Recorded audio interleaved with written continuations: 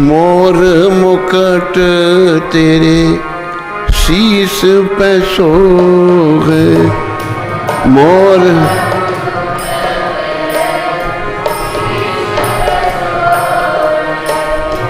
प्यारी बंसी मेरो मन मोहे।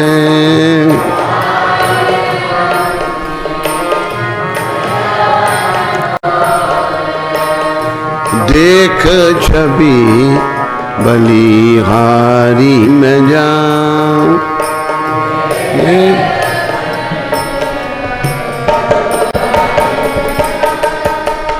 हे गिरधर तेरी आरती गाऊं।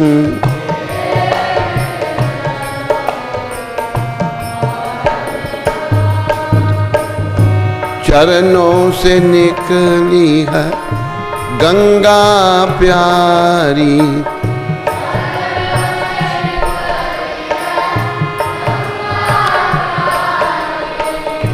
जिसने तारी दुनिया सारी।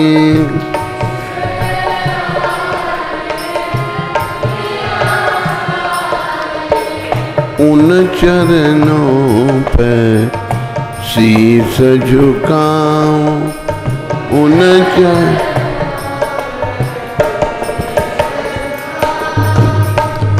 हे गिरधर तेरी आरती गाऊं।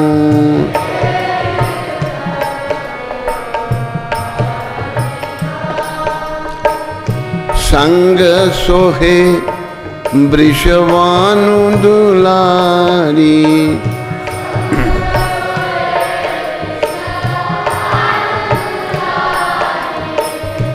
ललिता विशाखा सखियां प्यारी।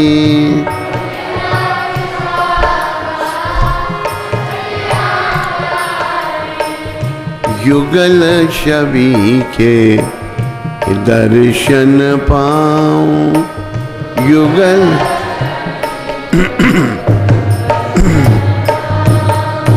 हे गिरधर तेरी आरती गाऊं।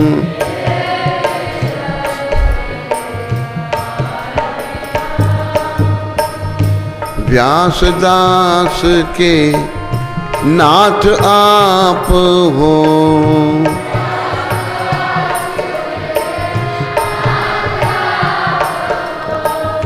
सुख दुख प्यारे साथ आप हो।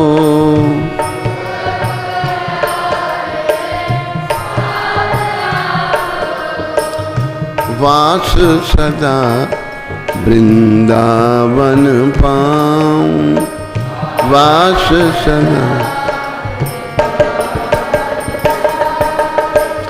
हे गिरधर तेरी आरती गाऊं।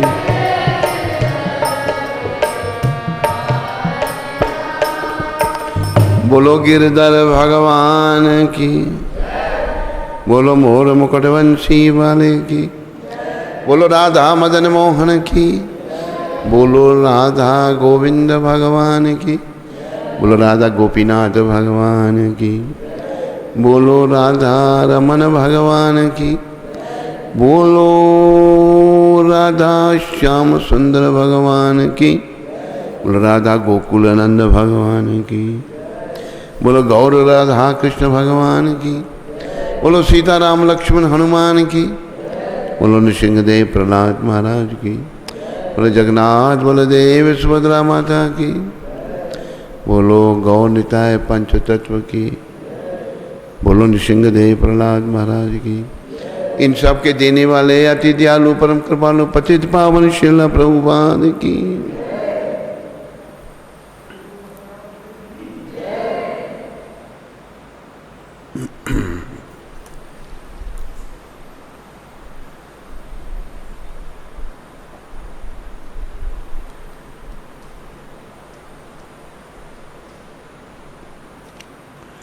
आज रविवार 13 सितंबर। सभी सुनने वालों का अभिनंदन और सुनने के लिए धन्यवाद। आज इंदिरा एकादशी का व्रत है। अन्न नहीं खाना, आज सबने व्रत करना और प्रयास करना कि ज़्यादा से ज़्यादा हरि चिंतन हो। श्रील प्रभुपाद शिक्षामृत, जैसे ही आप भक्त बनेंगे असुर समस्याएं उत्पन्न करने लगेंगे।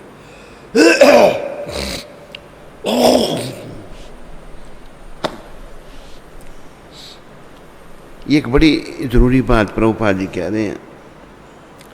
जैसे हम भक्त बनेंगे, पराया लोग तो भक्त नहीं हैं, जो भक्त नहीं है वो असुरों की श्रेणी में आते हैं। असुरों के सर पर सींग भी होते थे, पर बिना सींग के भी असुर हैं। जो मांसाहार करता है, मदिरा पान करता है, व्यभिचार करता है, जुआ खेलता है, वो असुर है। तो समस्याएं उत्पन्न करने लगेंगे असुर लोग। जैसे भगवान ईसा मसीह, असुरों ने उन्हें सूली पर चढ़ा दिया। जो ईसाइयों के भगवान है ईसा मसीह, ईसा मसीह को बड़ा कष्ट दिया असुरों ने। उनके हाथ इधर इधर कील लगा दिए और पाँव में भी कील लगाकर ऐसे एक क्रास बनाकर उस पर टांग दिया उनको। तो उन्होंने उन्हें सूली पर चढ़ा दिया।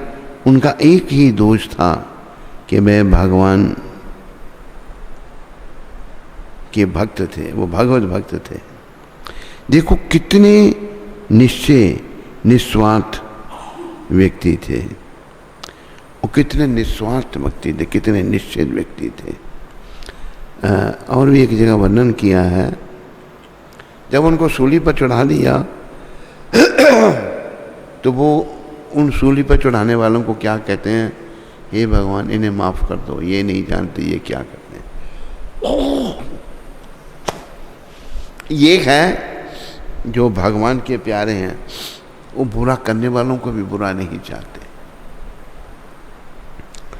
तो हमें भी ध्यान रखना है, हम प्रयास कर रहे हैं भक्ति करने का, असुर आके हमको तंग करेंगे। अभी तो हमारा ये सौभाग्य है कि हम कलयुग की शुरुआत में जन्मे हैं। ये कलयुग की शुरुआत है, कलयुग के प्रथम चरण है। कितनी हालत है, आगे आगे तो बड़ी बुरी हालत हो जाएगी। जैसे कि प्रभुपाद ने कहा था, इनकी कृपा से और गौर निताय की कृपा से 10 से लेकर 15,000 साल तक लोगों को मौका है भक्ति करने का। उसके बाद फिर गिरावट आना शुरू हो जाएगी। तो भक्ति करने वालों को जंगलों में भागना पड़ेगा, असुर उनको रहने नहीं देंगे, उनको कष्ट देंगे। लेकिन अब ये शुरुआत है, हमारा सौभाग्य है कि हम शुरुआत में जन्मे, पर हमारा वास्तव में सौभाग्य तब होगा जब हम भगवत भक्ति में लग जाएंगे, जब हम कृष्ण के चरणों में समर्पण कर देंगे। अभी देखो कि प्रहलाद महाराज का एक बहुत बड़ा दोष था कि वो भक्त थे। उनका बाप ही उनको मार रहा है, भक्ति क्यों कर रहा है, तो मैं भगवान हूँ। असुर था, हिरण्यकशिपु असुर था। तो असुरों के लिए जो भक्त भक्ति करते हैं, ये भक्तों का बहुत बड़ा दोष है। लेकिन जो सच्चे भक्त हैं वो किसी भी हालत में भक्ति को नहीं छोड़ते, जैसा कि प्रहलाद महाराज ने किया। कितना कष्ट सहन किया लेकिन भक्ति नहीं छोड़ी। आखिर जब अति हो गई, भगवान ने दिव्य रूप धारण किया और उनकी रक्षा की। तो इस बात का ध्यान रखो। लॉस एंजलिस में कहा था प्रभुपाद ने 13 सितंबर 1972 को। तो प्रभुपाद एक बड़े महान वैष्णव थे। किसी भी परिस्थिति में उन्होंने भक्ति नहीं छोड़ी, पीछे नहीं हटे, आगे ही बढ़ते गए। तो ऐसे संतों का आश्रय लेकर, ऐसे महापुरुषों का आश्रय लेकर हमने भी आगे बढ़ना है हर परिस्थिति में। अभी देखो कुछ बातें हमको सुनने के लिए आ रही हैं।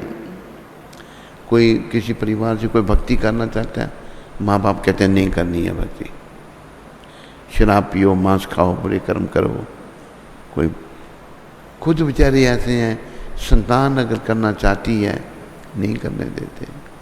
ऐसे हमारे रघुनाथ दास गोस्वामी थे, वो राजकुमार थे, उनके पिता गोवर्धन, हिरण्य उनके ताया, ये जो हैं सप्तग्रामों के अधिपति थे।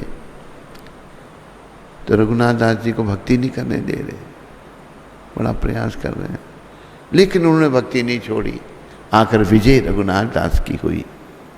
जो भक्ति करने से रोक रहे थे उनकी पराजय हुई।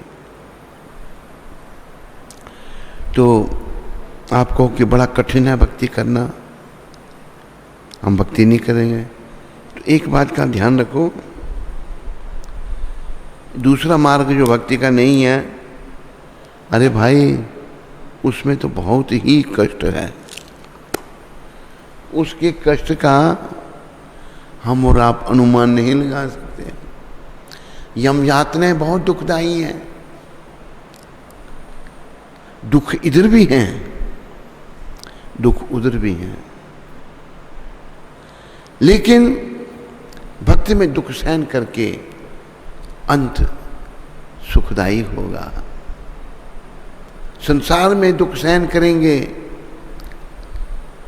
और विषयों को भोगेंगे, विषयों को भोगने में भी दुख ही दुख है।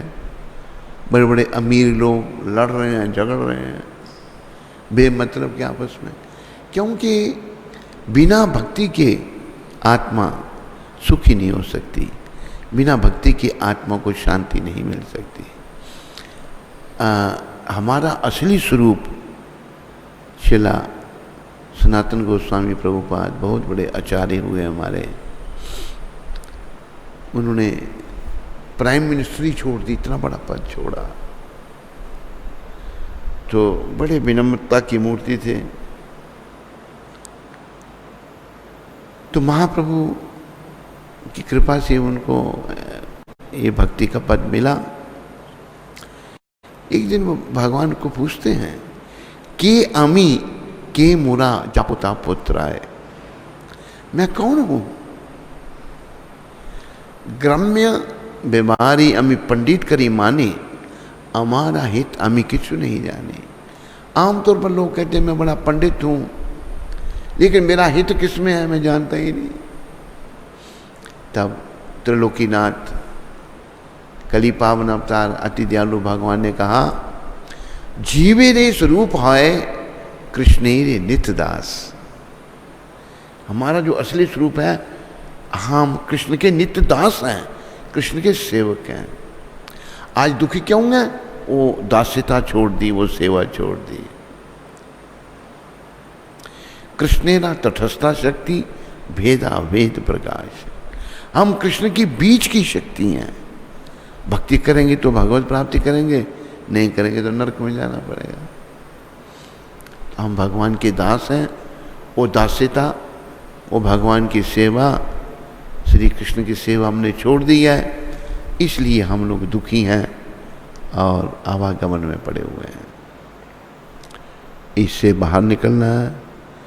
विघ्न आएंगे, जैसे प्रभुपाद ने कहा, भक्त बनेंगे, असुर लोग समस्या उत्पन्न करेंगे। और जिस यीशु मसीह, ईसा मसीह को भी, उनको तो सूली पर चढ़ा दिया, सूली में हाथों में कील लगा दिए, पाँव में कील लगा दिया और टांग दिया। तो लेकिन उन्होंने अपना कार्य नहीं छोड़ा, लोगों को अच्छी शिक्षा ही दी। एक आज की करनी है, थोड़ा सा मैं बताऊंगा। प्रभुपाद कृपा से ईसा मसीह ने ऐसे लोगों में प्रचार किया जिन्होंने उनको सूली पर चढ़ा दिया बेकसूर, उनको भगवान के बारे में कह रहे हैं।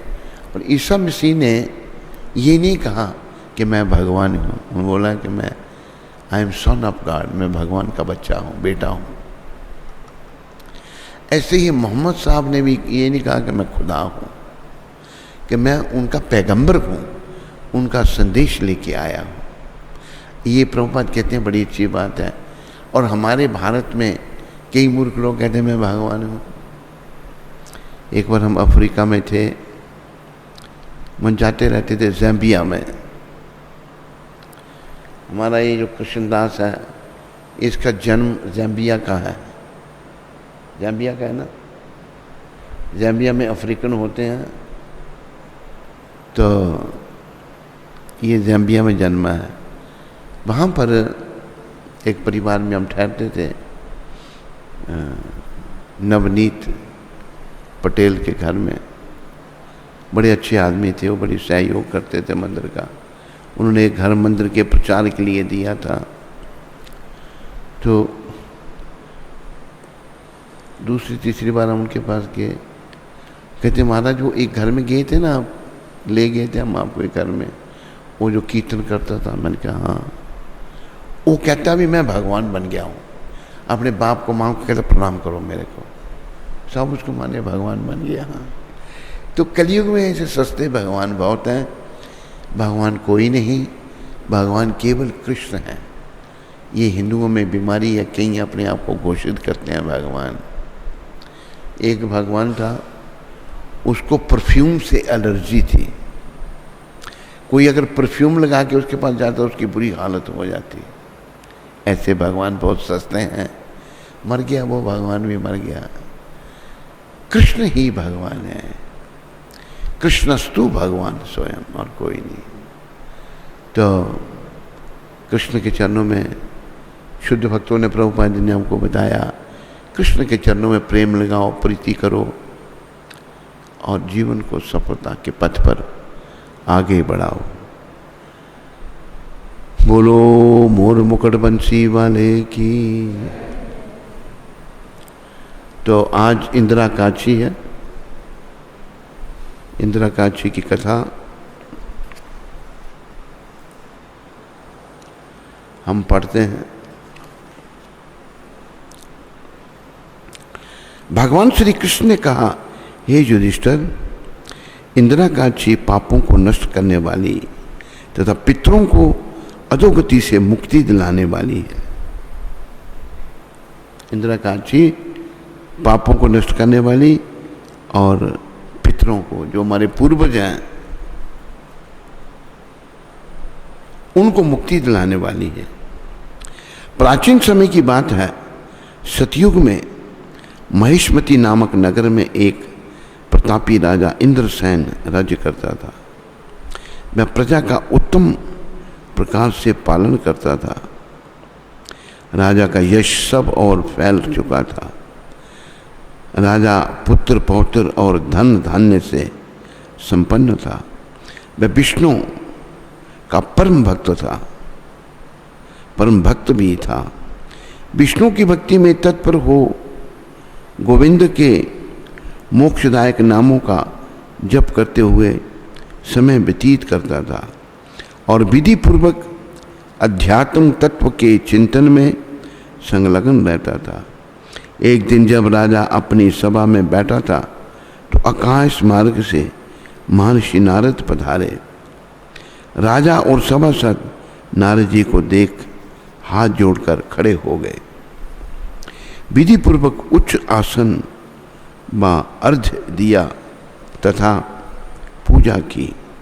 तब आसन पर बैठकर मुनि ने राजा से पूछा, हे राजन, आपके राज्य के 7 अंग कुशल पूर्वक तो हैं, तुम्हारी बुद्धि धर्म में और तुम्हारा मन विष्णु भक्ति में तो रहता है, देवर्षि नारद की ऐसी बातें सुनकर राजा ने कहा, हे महर्षि, आपकी कृपा से मेरे राज्य में सभी कुशल है तथा मेरे यहाँ यज्ञादि कर्म हो रहे हैं। हे देव, अब आपकी क्या आज्ञा है? आप कृपया अपने आगमन का कारण कहिए। तब नारद ऋषि ने कहा, राजन, आप मेरे वचनों को ध्यान से सुनो। मेरी बात आश्चर्य में डालने वाली है। मैं ब्रह्मलोक से यमलोक को गया था। देखो, नारद जी सब जगह जाते हैं और सबका कल्याण ही करते हैं। बड़े प्रेम से बोलो देव ऋषि नारद जी महाराज की। मैं कई बार कहता हूँ, ये हमारी जो फिल्म इंडस्ट्री है, इन्होंने नारद जी को अच्छी तरह से प्रस्तुत नहीं किया। नारद जी बहुत महान हैं। जितने भी बड़े बड़े भक्त हुए, ध्रुव प्रहलाद महाराज, सब नारद जी के शिष्य थे। तो यहाँ भी नारद जी महाराज राजा को कुछ कहने आए हैं। यमलोक में गए, उसी यमराज की नगरी में मैंने महान ज्ञानी, ध्यानी और धर्मात्मा तुम्हारे पिता को यमराज की सभा में देखा। राजा के माता पिता वहाँ, राजा के पिता वहाँ।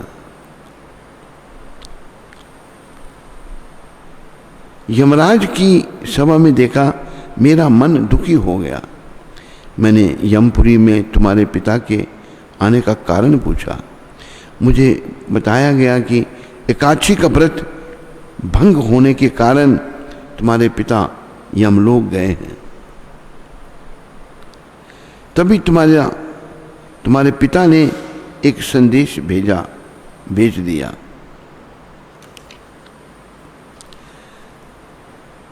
मैं तुमसे कहता हूं,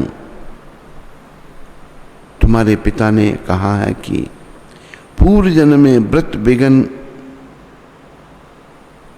हो जाने के कारण वे यमपुरी में रह रहे हैं।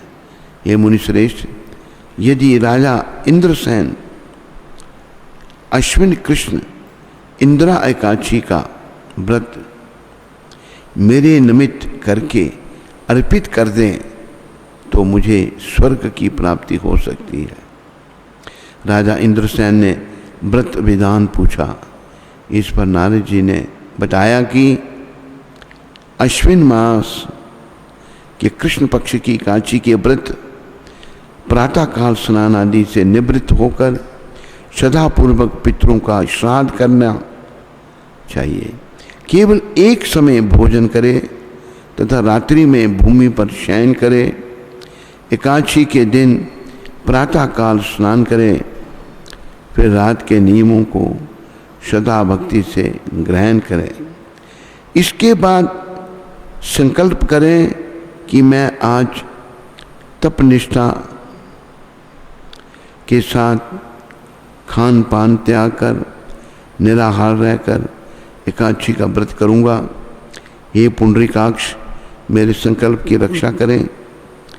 इस प्रकार नियम पूर्वक शालिग्राम की मूर्ति स्थापित करके उसके आगे विधि पूर्वक श्रद्धा व सत्कार से योग्य ब्राह्मणों को फलाहार कराकर दक्षिणा दें। पितरों के श्राद्ध में पितरों को दिए हुए अन्नदान, अन्न में पिंड को गाय को खिला दें। फिर धूप दीप गंध पुष्प अक्षत नैवेद्य आदि से ऋषिकेश भगवान का पूजन करें। रात्रि में उनके समीप दीप जलाएं और जागरण करें। इसके पश्चात द्वादशी के दिन प्रातःकाल होने पर भगवान का पूजन कर ब्राह्मणों को भोजन करावें। हे राजन, यह सब इंदिरा एकादशी के व्रत की विधि है। नारद जी ने कहा, हे राजन, इस विधि से तुम इस एकादशी का व्रत करो। जब पिता को मिलने हेतु इस व्रत का पुण्य श्रद्धापूर्वक से पिता को अर्पित करने की प्रार्थना करोगे तो तुम्हारे पिता स्वर्गलोक को जाएंगे। यह सब बताकर नारद जी वहीं पर अंतर्ध्यान हो गए।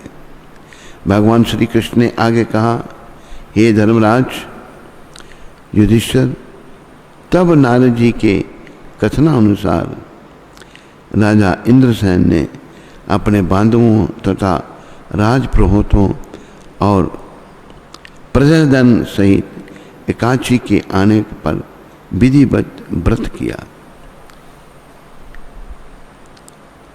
बंधु बांधवों सहित व्रत करने से भगवान विष्णु प्रसन्न हुए। आकाश से पुष्प वर्षा हुई। राजा इंद्रसेन के पिता यमलोक को त्याग कर गरुड़ पर बैठकर विष्णु के स्वर्ग लोक चले गए। इंदिराकाशी का महात्म्य।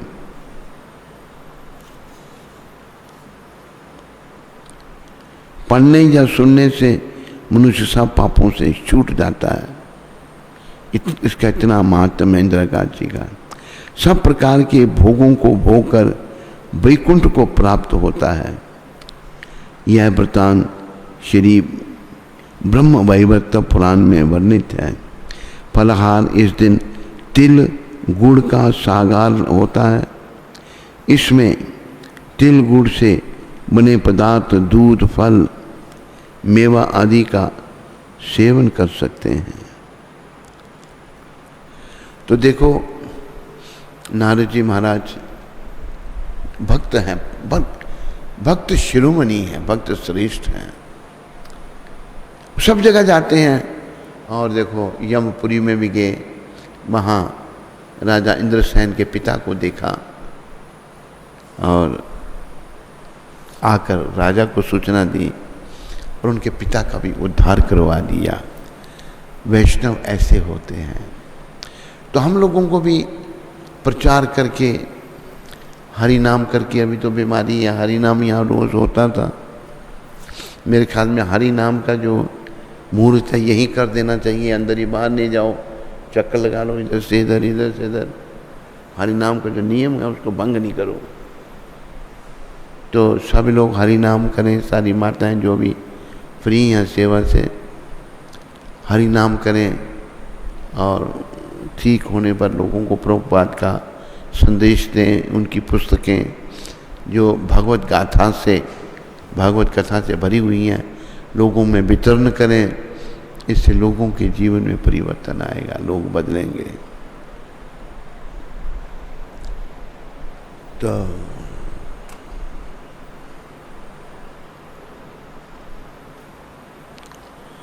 आज और तुम कुछ लगे आप देखो कि भक्ति कोई भी कर सकता है। भक्ति आत्मा का विषय है, शरीर का विषय नहीं है। वर्णन आ रहा है रसखान पठान का। रसखान पठान थे और बड़े भक्त थे भगवान के, और ब्रिज में रहे। ब्रिज में ही उन्होंने देह त्याग की और ब्रिज में ही उनकी समाधि बनी हुई है। ऐसा वर्णन आता है, संत समझाते हैं कि वो अपने सारे शरीर पर तुलसी का बोझ धारण करते थे। तुलसी, बहुत तुलसी पहनते थे। तो ब्रिज में विचरते थे। किसने उनको पूछा कि भगत जी ये आप इतनी तुलसी धारण क्यों करते हैं? तो वो कहते थे मेरा जन्म खराब है, यवन कुल में मैं जन्मा और अच्छा जन्म नहीं मेरा। आप सब लोग जो ऋषि मुनि साधु संत हैं, आप सबका अच्छा जन्म है। आप थोड़ी भी तुलसी धारण करो तो आपका मंगल होगा।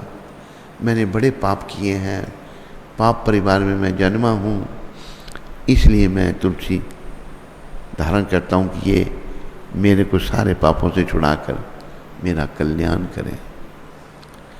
तो बताया गया है संतों के द्वारा कि तुलसी जो है, जो धारण करता है, सबने कंठी पहनी हुई है, तुलसी धारण करने वाला नरक में नहीं जाता। उसको यमदूत नहीं ले जाएंगे। इतना तुलसी का प्रभाव है। तो बताया कि जैसे हम भोजन बनाते हैं, उसमें तुलसी डालते हैं तो भगवान को अर्पण करते हैं, भगवान स्वीकार करते हैं। ध्यान रखो, ज़रूर तुलसी डालनी चाहिए। बिना तुलसी के भगवान स्वीकार नहीं करते। भगवान वो भोग स्वीकार कर लेते हैं। इसी प्रकार जब हम तुलसी धारण करते हैं तो हमें भी भगवान स्वीकार कर लेते हैं। तुलसी डालने से भोग भगवान स्वीकार करते हैं। हमने तुलसी धारण की तो भगवान भी हमें स्वीकार करते हैं, और भगवान स्वीकार करें यही जीवन का उद्देश्य है। नहीं करेंगे भगवान की सेवा, नहीं हम भगवान की शरण में आएंगे, फिर यमदूत हमको स्वीकार करेंगे, यमदूत यम यातनाएं देंगे, बड़े कष्ट भोगने पड़ेंगे। तो सभी लोग भक्त बनो, तुलसी धारण करो। और ये तिलक, ये पद्म पुराण में वर्णन आता है कि तिलक जो है ये लगाने से, उर्ध पुंड तिलक जो है ये लगाने मात्र से ही जीव का मंगल हो सकता है। तो वैष्णव हम सब ने बनना है, ये अधिकार सभी को है। और जो कोई वैष्णव बन जाता है, वैष्णवेरा जाति बुद्धि, उसकी जात नहीं रहती। जात पात पूछे नहीं कोई, हरि को भजे सो हरि का होए। ये पद्म पुराण में कहा है। वैष्णव को कोई जात से देखता है, भाई नीच जात का वैष्णव है तो उसको नरक में जाना पड़ता है। हाँ, उसे को वैष्णव बनना चाहिए, वैष्णव होना चाहिए। वैष्णव का स्वांग नहीं, वैष्णव वास्तव में उसको होना चाहिए। तो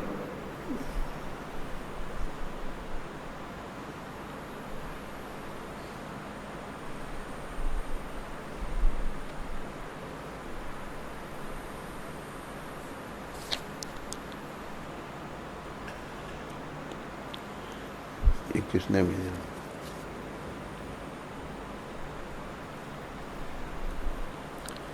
ये कौन सी कथा?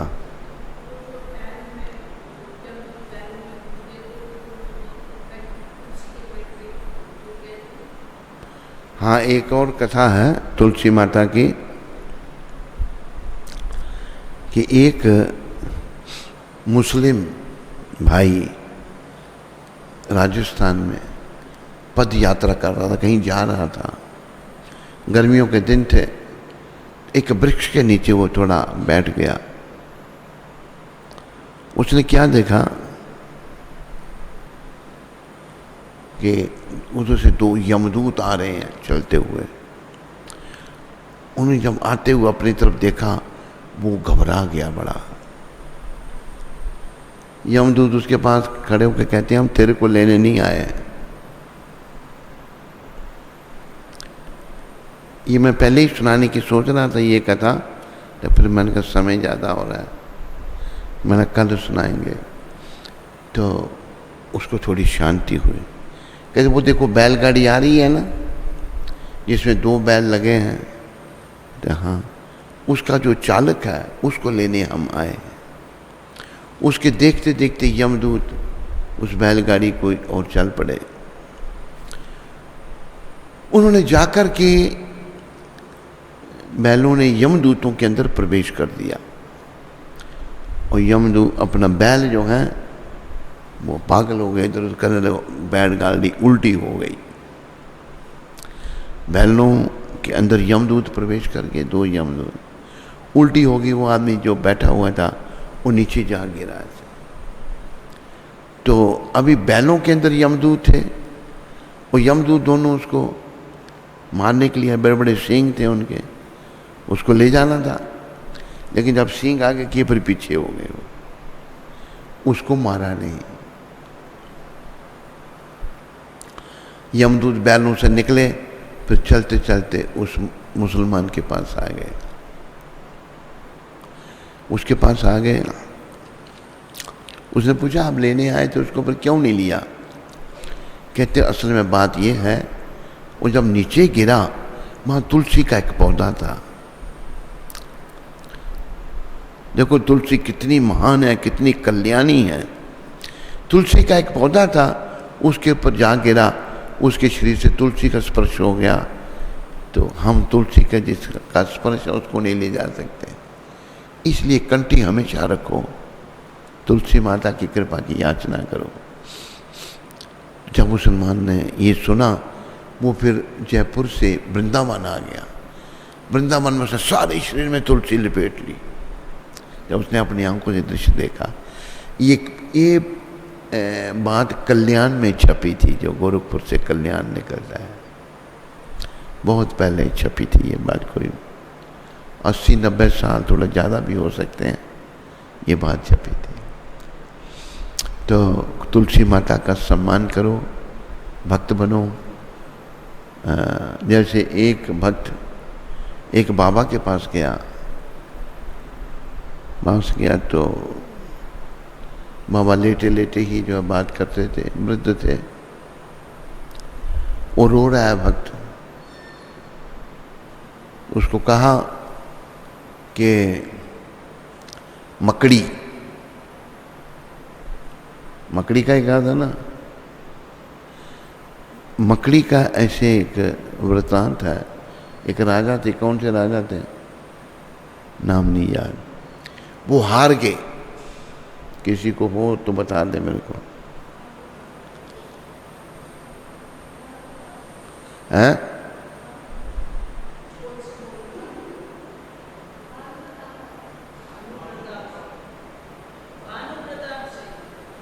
कौन सी माता बोल रही है? हाथ खड़ा करो।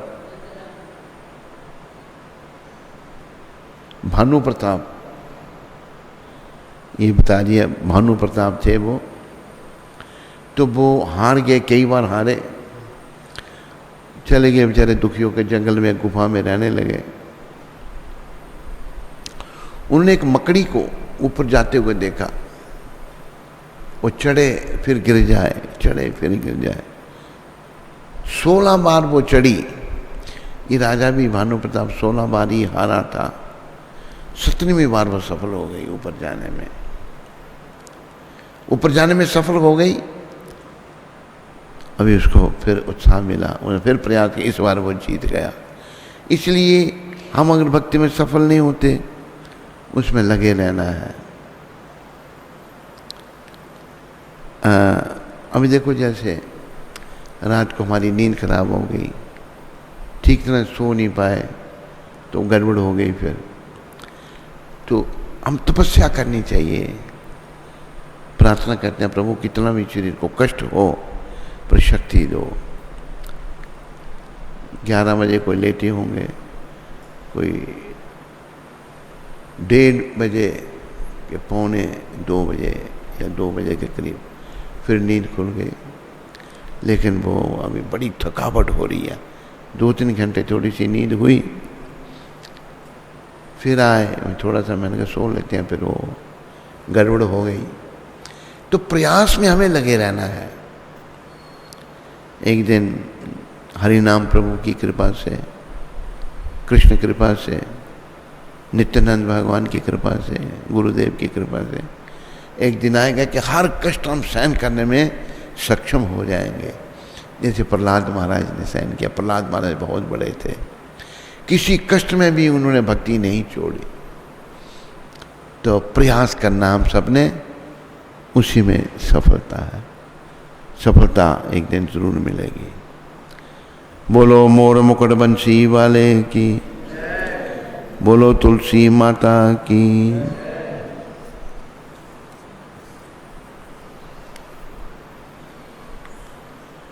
प्रश्न तो नहीं है कोई? नहीं है?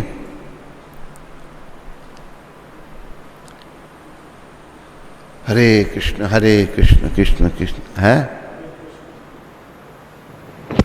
लखन प्रभु मॉरिशस से हैं? लखन प्रभु मॉरिशस से, Hare Krishna Guru Maharaj, please accept my humble obeisances.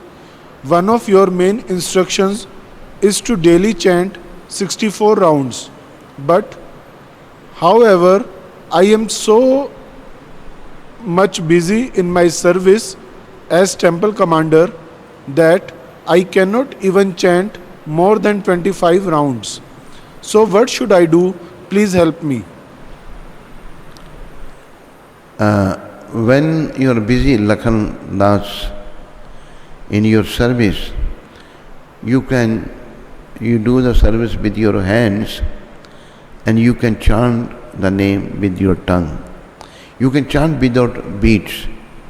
Keep on remembering Krishna all the time.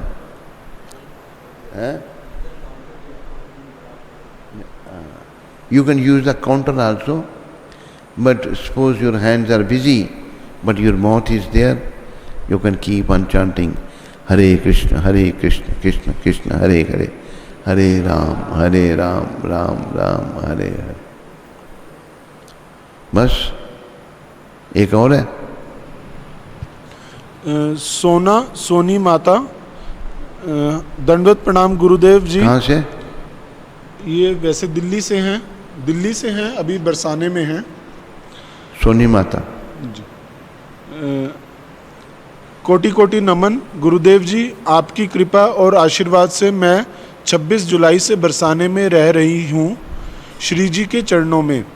बहुत प्रयास के बाद मुझे आपकी और प्रभुपाद की फ़ोटो मिली। जय जगदीश प्रभु जी के सहयोग से मैंने आपकी और प्रभुपाद की फ़ोटो को आते ही श्री जी के चरणों में रखवा दिया और संध्या आरती, सांझी की आरती और शयन आरती तक पुजारी जी को वहीं रखने के लिए बोला। आपको दर्शन हो किशोरी जी के इस भाव से। लेकिन जब मैं वापस लेने गई तो श्री जी को शयन के लिए ले जा रहे थे तो पुजारी जी के छोटे भाई से आपकी फ़ोटो गिर गई और कुछ ब्रेक हो गई, कुछ टूट गई। मुझे लगा उन्होंने मेरे गुरुदेव का अपमान किया। मैं तब से अब तक मंदिर नहीं गई। कृपया करके आप बताएं कि मैं अब क्या करूं। श्री जी की तो बहुत याद आती है। और फोटो क्या कर दिया उसने? टूट गई फोटो? कोई बात नहीं, फिर भी तुम जाओ श्री जी के मंदिर में जाओ, राधा रानी के दर्शन करो, कोई नहीं, कोई चिंता नहीं। फोटो टूट गई तो कोई बात नहीं। लगी रहो, भक्ति में लगी रहो और भक्ति में वृद्धि करो, यही जीवन है।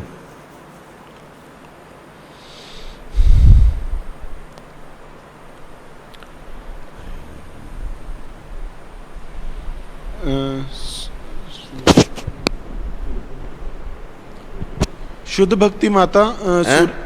भक्ति माता सूरत से। हरे कृष्ण गुरु महाराज, आपके पावन चरणों में कोटि कोटि दंडवत प्रणाम। प्रचार करते समय बहुत सारे लोग 4 नियमों का पालन नहीं करते, फिर भी कंठी पहनने की अनुग्रह करते हैं, तो क्या हमें कंठी दे देनी चाहिए और हमें उन्हें क्या संदेश देना चाहिए? नहीं, अगर कोई नियमों का पालन नहीं करता फिर कंठी धारण नहीं करे, वो अपराध हो जाता है।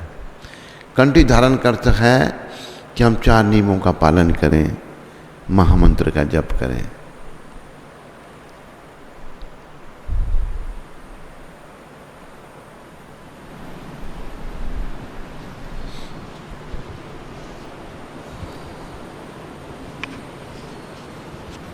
हरे कृष्णा।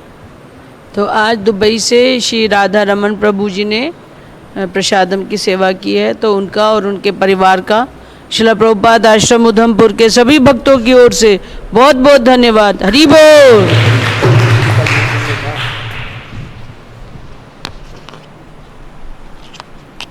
हरे कृष्णा। सत्संग चैनल पर चल रहा है गुरु महाराज जी का कार्यक्रम, जो रोज़ सायंकाल 8:40 पर प्रसारित होता है। उसमें दिल्ली से श्रीमन जगमोहन प्रभु ने सहयोग भेजा है। हम सभी भक्तों की ओर से एवं सत्संग एग्जीक्यूटिव कमेटी की ओर से श्रीमन जगमोहन प्रभु और उनके परिवार का हार्दिक धन्यवाद करते हैं। हरि बोल।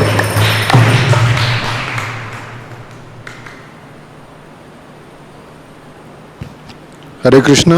आज रविवार है और पिछली रविवार की तरह ही आज शाम को महाराज जी के सानिध्य में एक सेशन होगा, जैसा पिछले रविवार को किया था गुरुदेव के साथ आध्यात्मिक मिलन। तो शाम को 5:30 बजे से महाराज जी हमें ज्वाइन करेंगे। 5 बजे से भक्त लोग कीर्तन शुरू कर देंगे, तो सब लोग जूम पर 5 बजे से ज्वाइन करना शुरू कर दीजिएगा। और किसी को कोई डिफ़िकल्टी होगी ज्वाइनिंग में या कोई गाइडेंस चाहिए होगी तो मुझे संपर्क कर सकते हैं। धन्यवाद। मेरा नंबर स्क्रीन पर भी आ रहा है आपके सामने, तो आप लोग मेरे को संपर्क कर सकते हैं। हरे कृष्ण।